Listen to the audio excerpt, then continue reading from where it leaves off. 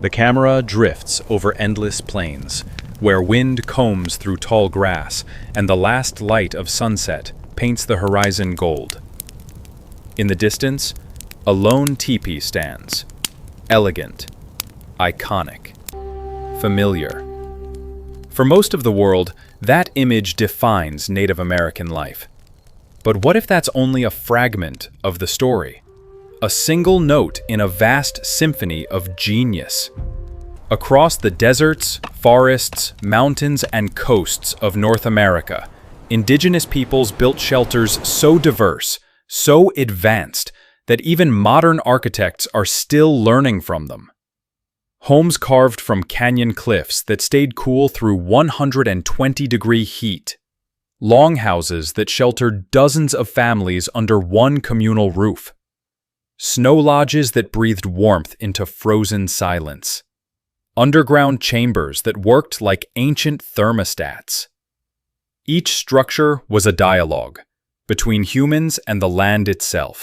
These weren't just walls and roofs, they were living expressions of understanding, of wind, water, temperature, and time.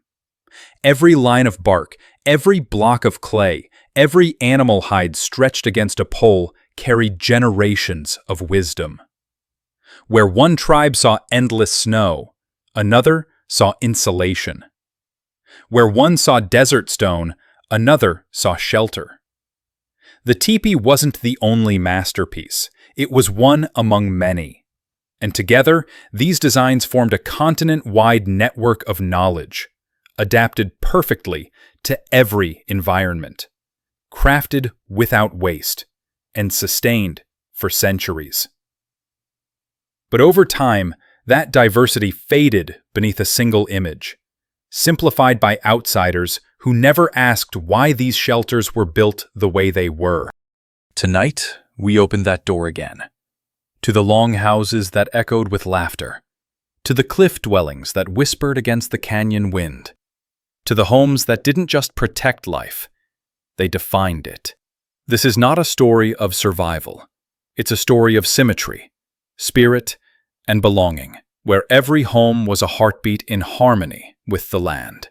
Welcome to Beyond Teepees, Native American Shelter Diversity. The teepee, tall, graceful, and iconic, stands like a monument against the endless plains. To many, it is the symbol of Native America, the lone conical tent beneath a great sky. But the truth is far more intricate and far more beautiful. The teepee represents only one chapter of an architectural legacy that stretches from frozen tundra to sun-baked desert. So how did this single structure become the world's shorthand for an entire continent of cultures? The answer lies in visibility. The Plains tribes, whose lives were closely documented during westward expansion, lived in teepees because their world demanded mobility. Homes that could rise with the morning and vanish by dusk. These shelters were masterpieces of efficiency, portable, weatherproof, and perfectly engineered for life in motion. But while the teepee conquered popular imagination, it also cast a long shadow. It hid from sight the pueblos, the longhouses, the wigwams, and the plank homes, structures that were just as advanced, just as alive with meaning. Each was a dialogue between climate and culture, an expression of ingenuity shaped by place. Before we pull back that curtain, take a second to ground yourself in something bigger. Hit that subscribe button, because every day we share powerful stories about Native Americans and their genius ways of survival. From shelters that defy the storm to wisdom that redefines the meaning of home. Now imagine this. Beneath the same sky that watched the teepee stand, there were homes carved from cliffs, built of snow, woven from reeds, and sculpted from earth. Each one unique, each one sacred, each one a masterpiece of understanding between people and the world that cradled them. The land was the first architect. Every hill, every gust of wind, every drop of rain whispered blueprints to those who listened. And the native peoples of North America listened better than anyone. They didn't impose their will on nature. They collaborated with it.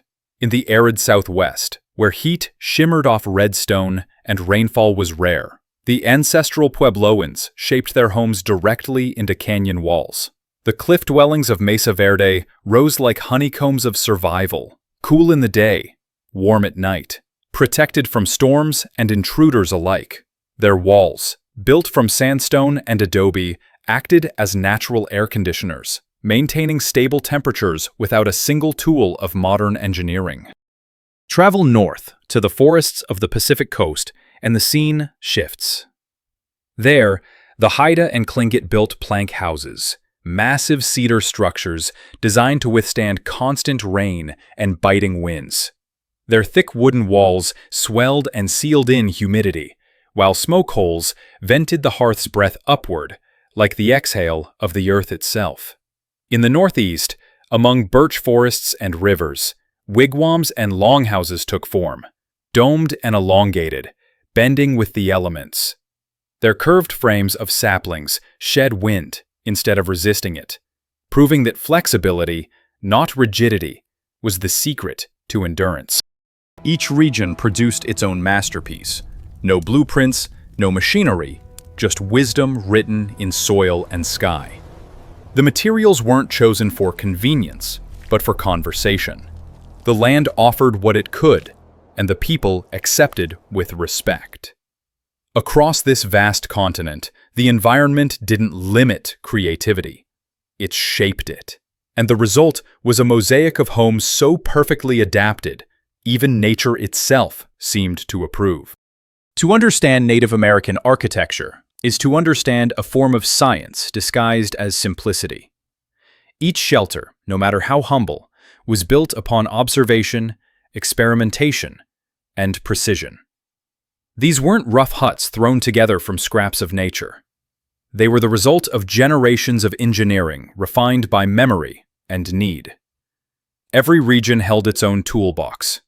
On the plains, slender lodge poles of pine or cedar provided the teepee's skeleton, lightweight, yet strong enough to withstand the cutting winds.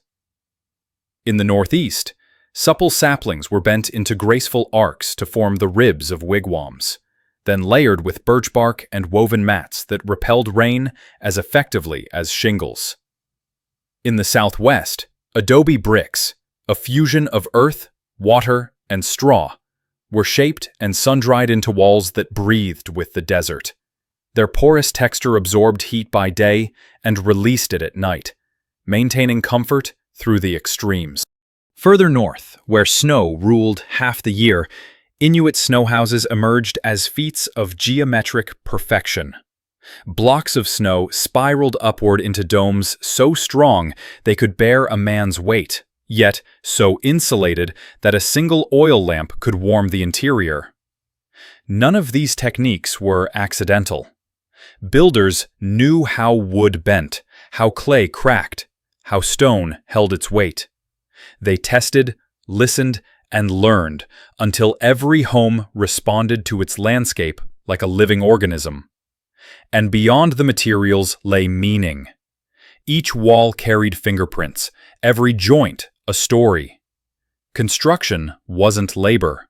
It was ceremony, where knowledge was passed from elder to youth, ensuring no skill, no wisdom was ever lost to time.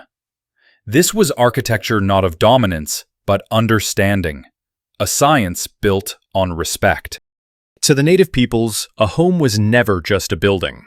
It was a living reflection of who they were, how they moved, and what they believed. Every shelter told a story far deeper than its walls. It wasn't about architecture. It was about identity. For the nomadic tribes of the Great Plains, the teepee symbolized freedom. Its poles pointed skyward, reminding each family that they belonged to both earth and spirit. It could be built, taken down, and carried within hours. A moving circle of life that followed the buffalo, the seasons, and the wind. In its portability lay philosophy. Nothing is owned, everything is shared with the land. In the forests and river valleys of the Northeast, the longhouse represented unity. It wasn't built for one family, but many. each fire a heart, each section a story. Inside those long halls, decisions were made, songs were sung, and communities were woven together through warmth and dialogue. The structure itself was democracy in wood and bark. In the Southwest, pueblos stood as monuments of permanence. Stacked high upon stone foundations, they embodied endurance, a people's promise to remain rooted even in harshness. Their walls echoed with ritual, laughter, and prayer, connecting generations in both space and spirit. Each dwelling carried a worldview. Whether moving, standing, or enduring, it reflected harmony with the earth. To live inside these spaces was to live in rhythm, not above nature, but within it. They weren't just shelters protecting bodies, they were philosophies protecting souls. And in every beam of light passing through a hide flap, every echo across an adobe room, the same truth whispered. Home wasn't where you stayed. It was where you belonged. In Native American life, building a home was never an individual act. It was a ceremony of community. Every pole lifted, every slab of earth pressed into place carried many hands, many voices, and one heartbeat. The creation of shelter wasn't labor. It was belonging made visible. When a teepee was raised, it began with rhythm. Poles planted in a circle, hides unfurled, ropes tightened in unison. Elders guided, women wove, children watched and learned. The act itself taught values, patience, cooperation, and humility before the forces of nature. The structure was complete only when everyone's effort was inside it. In the woodlands, longhouses rose, plank by plank, through the work of entire clans. Laughter mingled with the sound of hammers and chisels as families shaped their shared home. The building process became a lesson in interdependence, each person's role vital, each mistake forgiven through teamwork. When the final roof beam was set, a feast often followed, honoring not just shelter, but the spirit of unity that built it. In the Southwest, the adobe pueblos required an orchestra of timing. Clay was mixed, bricks were shaped, and the sun itself became a builder. Generations stacked their labor into the same walls, knowing that when one home was repaired, an ancestor's hand was being touched again through the clay.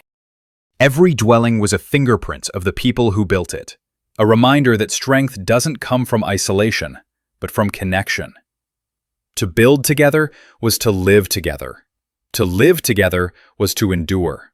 In this way, the architecture of Indigenous America wasn't just functional, it was familial, binding communities as tightly as the ropes that held their homes against the wind. Every Native American home began with a conversation, not with blueprints or measurements, but with the elements. The builders listened to what the earth allowed, what the wind demanded, and what the fire required.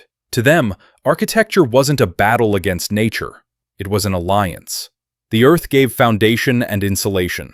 From the packed clay of pueblos to the buried chambers of earth lodges, soil held warmth in winter and coolness in summer.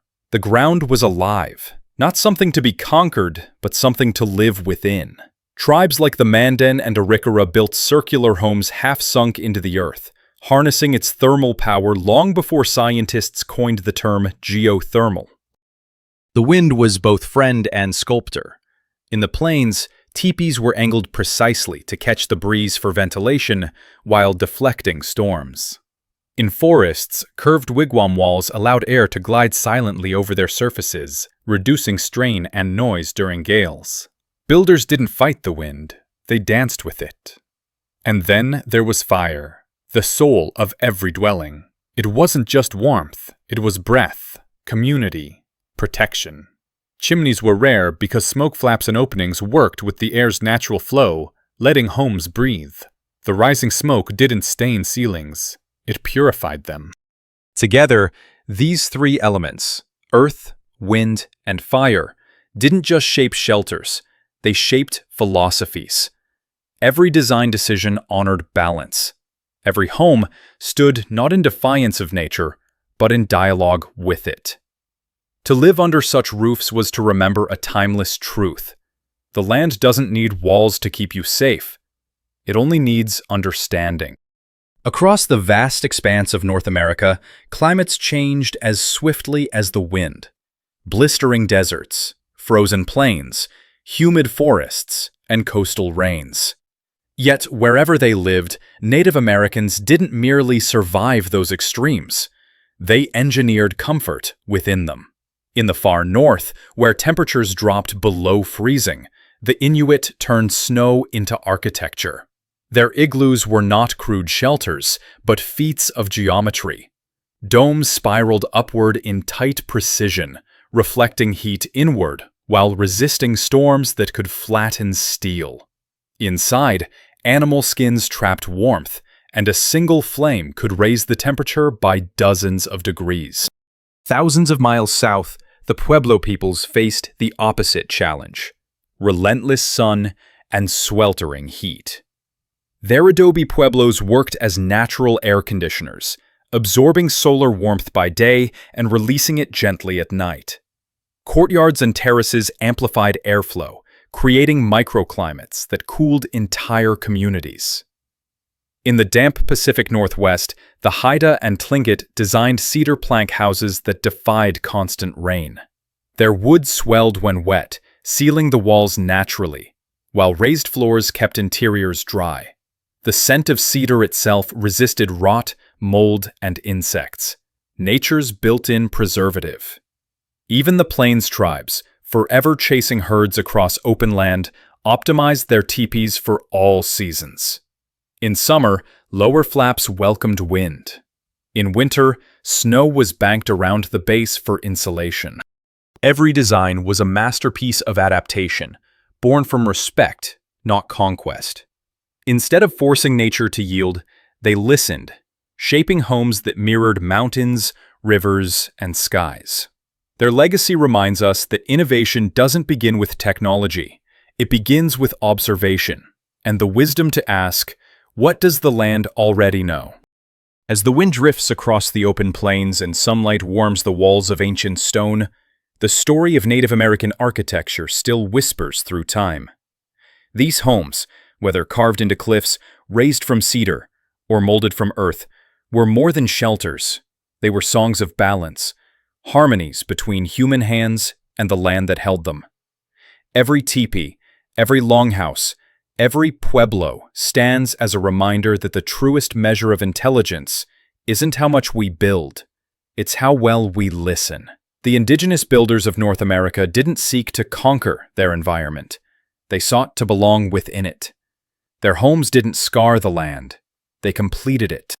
If this journey through beyond teepees, Native American shelter diversity, opened your eyes to a world of forgotten brilliance, don't let the lesson end here. Subscribe now, because every day we share powerful stories about Native Americans and their genius ways of survival, from fires that defied the blizzard to homes that breathed with the wind. Like this video to help their knowledge reach new generations. Comment below which shelter amazed you most: the cliff dwellings, the pueblos, or the mighty longhouses that once echoed with life. These structures are not relics. They're teachers. They remind us that the future of sustainable living doesn't lie in domination. It lies in understanding.